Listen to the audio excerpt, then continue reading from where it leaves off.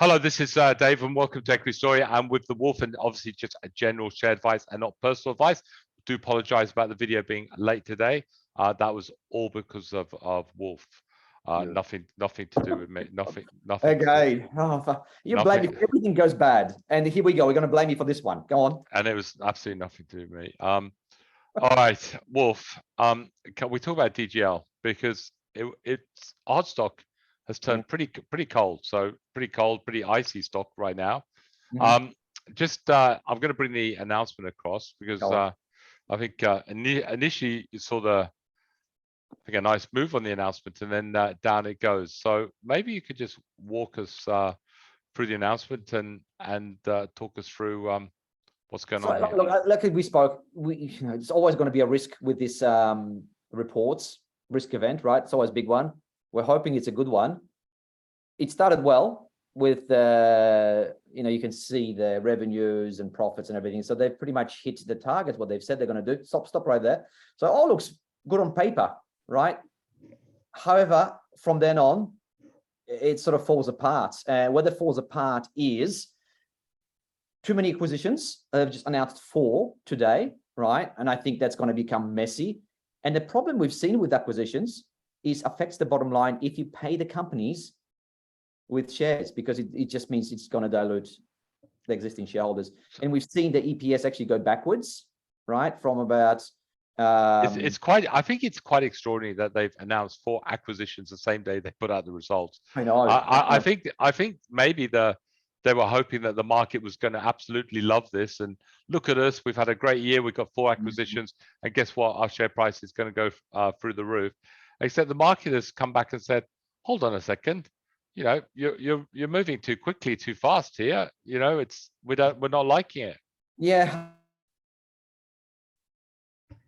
Dave, I think that's how I feel, right? I think they're going at a breakneck speed here, which is probably a dangerous thing. I don't mind acquisition here every, 3-6 months, something like that. But 4 in one go, that's just way too much for me. But that's probably not the problem. The biggest problem here is the outlook that they gave. And, this is just the unpredictable thing, unfortunately.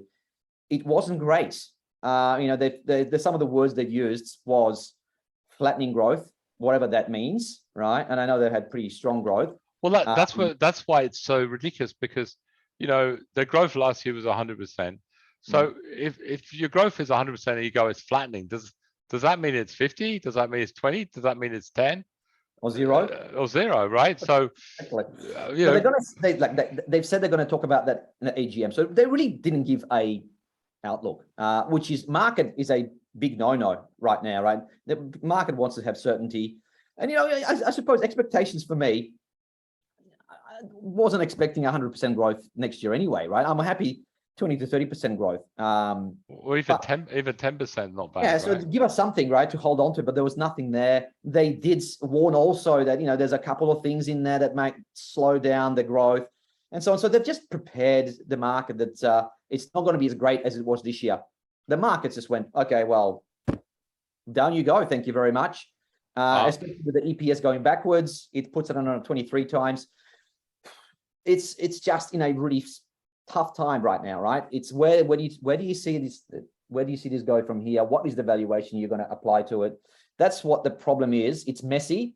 The business overall, I think, where the space there is, it's good, and they've been doing quite well with the margins and the cost inflation, everything. They've been doing quite well with that. The fact is, back at EPS, no dividends. You've got no guidance to speak of. There you go, 20-something%. I mean, market is harsh. So, okay, if you're in this, Wolf, what you do, you wait to the end of the week, and we're going to review the situation, because often you see these sort of these are the algos are smashing this down right now on that announcement. Yeah. So we'll wait to see where it is by the end of the week. Me feels I think it'll creep back up to maybe around that 240, 250, and then we'll decide what to do. We'll review it and decide what to do. So I wouldn't be panicking yet, but we can we'll wait to the end of the week and we'll decide if we're going to panic then. I think we've only got one company that actually covers this, which is UBS, and that company is UBS, covers DGL. They did have a target price on this stock at $4.20 back in April. which was around here. Mhm. They will, I'm sure, if they are following the stock, we'll get an announcement from them possibly in the next 2 days, and we'll see where they are, and that might just help give a little bit of context to really what's going on. I think the market just needs to understand a little bit more context. So well, UBS has much more clout, right? So let's well, we'll play it by the CTM. We'll wait. We'll see where it is by the end of the week, and then we'll make a call on it. Yep. SXE, Wolfie. Good price action. Actually, nice looking chart. What did you make of the announcement? Was excellent. Again, a company, right? This is where the expectations are so important, Dave, right? And really, when you look at it on paper, again, it looks like the DGL, fantastic results, but they gave their outlook, and they said there's going to be no growth. Market applauds. Isn't that fascinating? They didn't have such a good year as DGL in some ways, right? For them, it was a great year, right? 49%. Yeah, 49. Not the 100% like the DGL had, but you know, the thing is expectations, and if there's lack of clarity, that's what happens.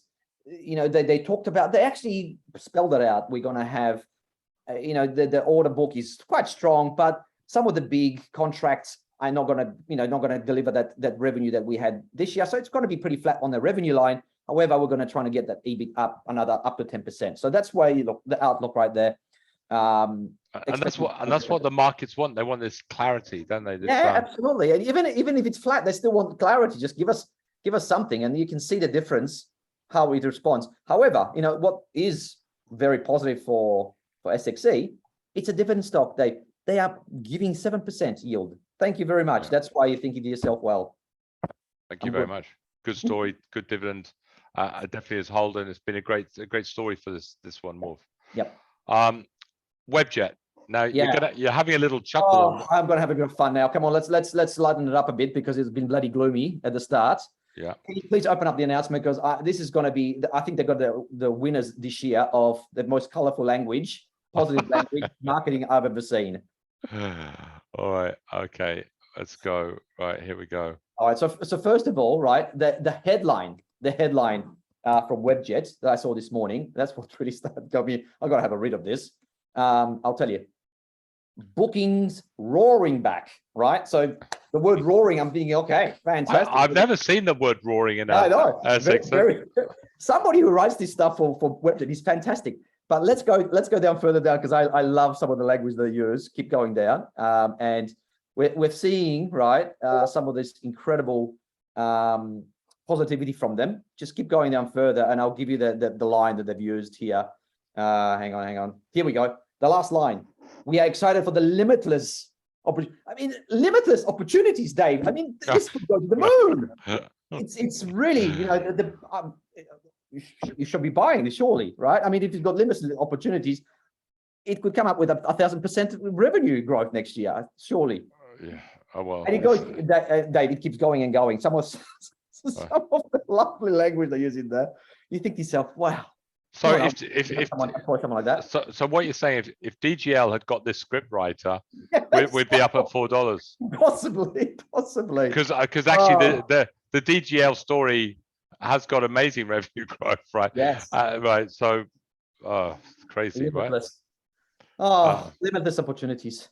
So anyway, let's go back to the charts, because the charts don't lie, and it's certainly the announcement has done a little bit of good for the share price, yes. but there's still resistance there. So best avoided for the moment. We promised the world, Dave. They come and feed. Yeah, definitely. All right, so well done, Web. All right, let's go to the next one. And I mean, the share price isn't really doing much, Wolf. It's not a buy, but not a bad. No, look, the reason I just wanted to mention is that this is one of the very few tech stocks that's actually profitable. And they're roaring, aren't they? Not quite. The techs are under pressure at the moment, unfortunately, and this is not the cream of the cream, is it? So that's what probably is going to be stopping this going any higher. Okay, next one. Let's talk about this one. So again, I want to Another example of what to look at when you're looking at, say, the studies out there. So Dave, can you bring up the announcement, please, for me? And we can see. And I know, and the thing is, what some of these things bothers me is a lot of the companies just give you straight away the numbers, the beautiful positive numbers, without giving you the assumptions in those numbers. How do we derive? You got to go through about 100 pages before you get to the page of saying, but we used, $1 million worth, $1 million price for gold. Where was the price they Yeah, used? exactly. Go and find it for me. This is the thing. I want to see if you can find it for me. Okay. Well, obviously you give me a hint. It'll Exactly. Yeah. No, but no, okay. somewhere here. No, I think we got to get out. I think if you get out of this one, go to that other The other one. the actual report itself, and it will be one of the. Oh, that was so they didn't put it in the glossy report that everyone read. It's gone into the boring report that that's right, where you get the when you screenshot up to the first page. Well, yeah, after like 6 pages, you're really what's okay. Go up. Hang on. Wait. Slowly go up. Slowly up. Okay, go up. Yeah, go up. Up. Further up. Too far.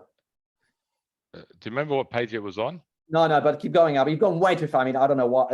I know I've told you right, probably on the bottom, but I'm obviously a little bit exaggerating. It was before that full report with 100 pages, but it was at the end of the actual report when they first started talking about this. So hang on, keep going up.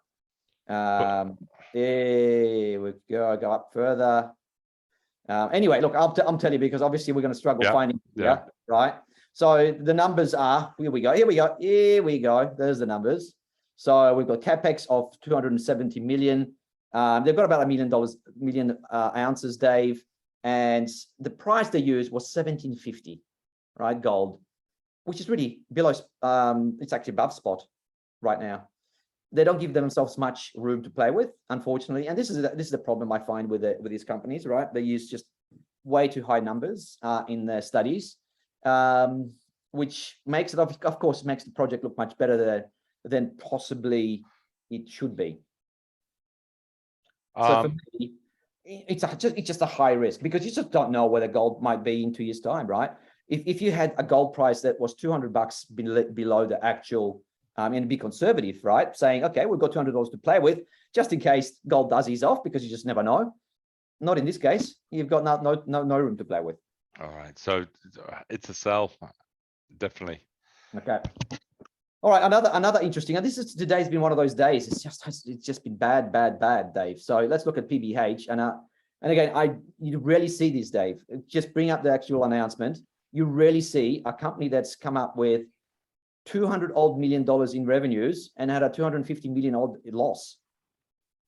I mean, extraordinary. So really, revenues were, obviously there's growth there, but the actual costs went further south. So the costs are growing much faster than the revenues, so it seems. And when you look at the actual numbers, so there you go, you've got some of the numbers there. If you look at the actual marketing costs, and this is where the staggering numbers come from, the acquisition costs, for them to obviously, go to the marketing, put themselves in front of the TV audiences, and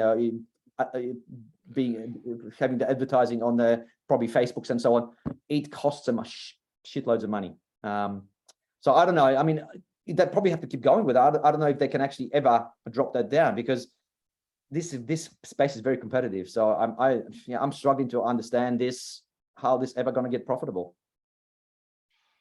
Okay, so obviously Warren Buffett isn't going to be looking at this company anytime soon. No, but I just wanted to bring up the loss is just extraordinary to the actual revenue number. It's like, whoa. How can you lose more money than you actually revenued for? It's just weird. Okay, right, anyway. So let's have a look at what about DEM? All right, okay, ugly charts. You've got to obviously say that, but you know what?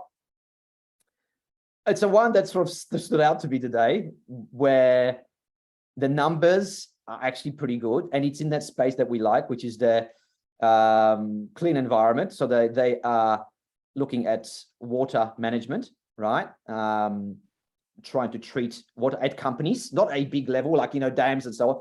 They go to companies, build a little, so I think membranes to treat the water, and they operate it. So it's recurring revenue. A lot of it's recurring revenues, Dave. This business model is quite interesting. So as you can see the numbers here, right? So you've got cash receipts, 10.7, 27, blah, blah. So I'm expecting about 20 million in revenues over the next 12 months. Their market cap's about 35 million odd. They're reducing the EBITDA now down to 800,000. So it's almost getting to the positivity. And they are talking about positive cash flows by first half 2023, which is this half coming up, right? And what they're saying is that they've actually dropped that number. They have to get to about 24 million in revenues for them to become profitable. EBITDA profitable, that is. So look, it's nice. It's something that we have to put on a watch list and watch it. If it starts to come back, Dave, this could be a little player. We can have a little trade on this. They've got nice contract. Look at that Rio Tinto, right? It's not as if they're dealing with drug dealers out there. It's decent companies out there. All right, it's just obviously not ready, but definitely not ready yet. But I just wanted to mention because it looked pretty decent. Okay, on the watch list, Wolfie. Yep. PLY, which was a tremendous 100% for us last year, yep, has since sort of struggled, but at least it's holding close to trend. So what did you make of the announcement? Very, very strong result, right? We expected that they've been quarterly updating us regularly. We know whether we're coming up. There was a big one-off in there, the 10 million that they almost got out of these beans, right? Which is not going to be replicated, by the way.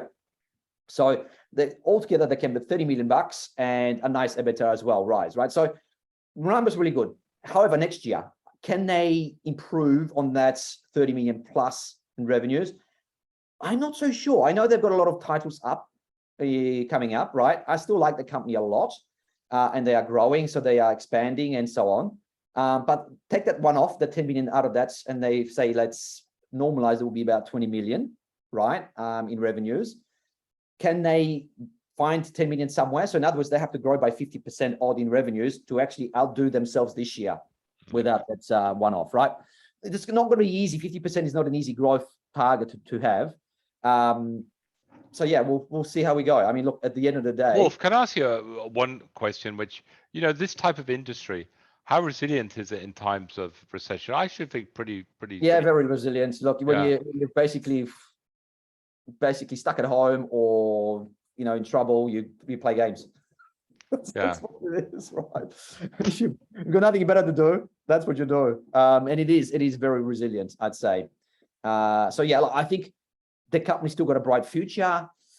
It's not like I said, the one-offs in there might mean that it might not be as great next year, but if you take the long-term view, it's still good. We just have to pick a moment again to have a trade on this. Yeah. And I'm not sure it's right now. It's great to see a nice strong cash position there, 37 million. Absolutely. PPS, Wolf, an old favorite. It's obviously been absolutely hammered.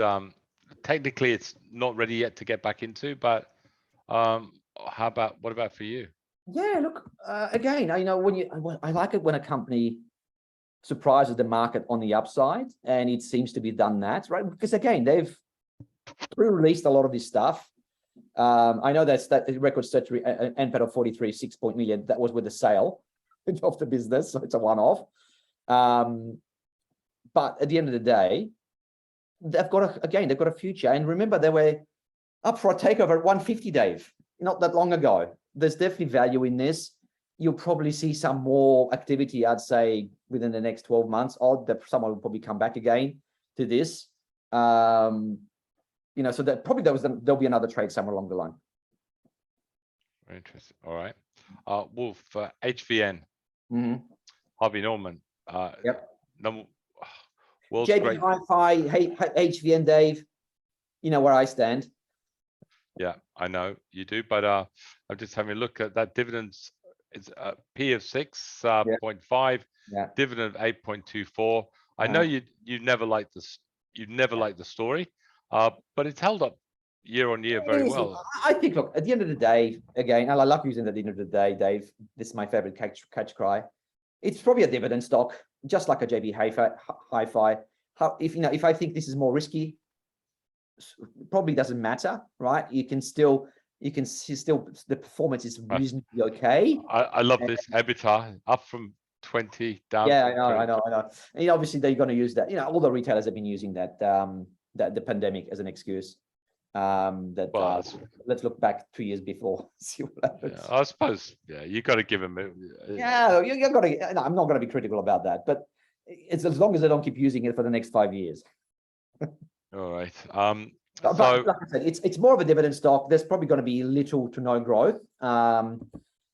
Let's see what happens. So if you like us at a dividend stock, it is a quite nice one. I prefer still JB Hi-Fi, of course. It's just a better run business overall. all right. Thanks for that, Wolfie. Mm-hmm. AMX. You'd think a little bit of interest after the near maps takeover. Absolutely, Dave. Absolutely. And look at the chart starting to look a little, poke its little head up. It's looking a little bit better, isn't it? Again, a very cheap story. If you're looking for, if you thought that a near map was expensive compared to this AMX, this looks ridiculously cheap, right? You've got a company that's what's the market cap actually? 47 million. Okay, 47 million, revenues of 20 plus, puts it on 2 times as a tech stock on revenues. That's pretty cheap, right? Overall, nice cash position. It's looking pretty decent, I have to say.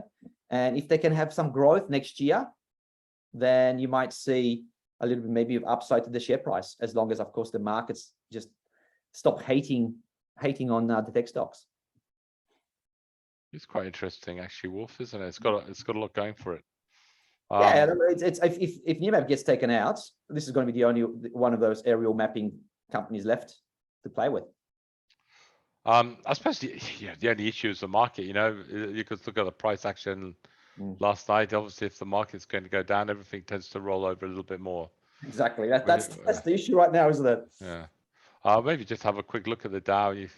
It's continuing very nice, isn't it? It looks like it's on the way for a retest at least.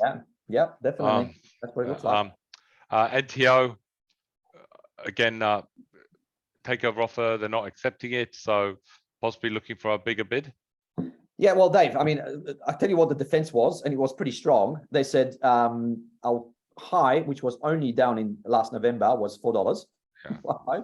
So they're basically the volume weighted average price over the last, say, 6 months was about $2.50, I think they said. So pretty much they said, yeah, opportunistic. Even they've said all the brokers out there have got a price target of about $3. And you want to pick it up at 150? No. Yeah. So well, maybe listen, maybe give us more. Do you think? I suppose you don't know if it's going to happen or not, do you? I think the market's saying yes. Look at it. I mean, it's trading pretty much at the price that they've given it. If the market wasn't thinking that they're going to come back with a higher bids, they just wouldn't be interested at all. The price would probably be 130, 120. So I think there's a high chance, because I think this was the opening sell, but they probably just wanted to test the waters, Dave. This private equity say, well, let's throw in a really cheeky bid and let's see what happens, right? Okay. So they've got them talking anyway. Yeah, exactly. Yeah, I mean, the other thing they said, and that's probably true. They said there's only 2 big players in the space of e-signatures, and electronic paperless, I suppose, document management. Apart from Adobe, these are the other guys, and you're just gonna give us $1.57 for it? Yeah, get out of here. So yeah, that's a pretty interesting response, but we'll see. All right, Wolf. Yeah. One stock I had on Einstein's IPL. Yep. It's looking potentially like a buy. I'm going to bring it over. And the reason being is urea. Yes. Look at that. Up 7%, 17% for this week. Let's have a look at it. Let's have a look and see what they're saying here. Having a really nice move up again since May. Let's have a look. Let's get this on a weekly so we can see it a little bit better. Looking very strong. It says urea increased $21.50 US, or 2 points since the beginning of 22, according to trading of a contract for difference that tracks the benchmark. Let's see what the forecast is. Yeah, it seems to forecast it's in that range, isn't it? Yeah, I think when you think about the bigger picture here, right? You've got all these fires, floods, droughts everywhere. There's going to be put enormous pressure on agriculture, I'd say. So there will be an even more greater emphasis on fertilizers to yield more. This is why I'm just thinking bigger picture here. Urea is probably going to have a really good run. Right, which is not good because that means inflation, more inflation, heavier food prices. Dave, I've just been reading the UK statistics. The supermarket saying they've got the highest inflation on record. This is how scary it is. Well, you know, this is why. I mean, watch out. This market could watch out September. Really, these are scary, scary times. So I reckon UK is turning in Argentina, Dave. You're going to have 50% inflation in the UK, and Argentina is probably going to go normal. This is it. Maybe you never know, do you? I don't care. For the Falklands. as long as Wolverhampton Wanderers football team can win a game this season, I'm okay. Fair enough. Which they haven't yet, Wolf. Not very good. All right. On that note, guys, I think IPL's well worth having a look at. I'm actually going to put it. I'm going to be brave and put this on as a trade. Okay. I think it's in the right space. Yep. Like DGL's looking ugly by a second, but I think we've got to see where it is by the end of the week. A lot of this is the algos now coming in selling this, Wolf. So yeah, there'll be follow-up selling absolutely by everyone, every man and the dog. So we need to just hopefully UBS will come out next 2 days and just calm it down a little bit, so we can see that a little bit of bounce. So let's see where it is by the end of the week. IPL is a trade, and apart from that, not much good except Wolf looking happy for once. Yeah, well, 2 more days to go. 3 more days to go. All right, see Wolf. You've got your khaki gear on, ready for the war in. Yeah, exactly. I'm ready. All right, see champion. Bye. Yeah.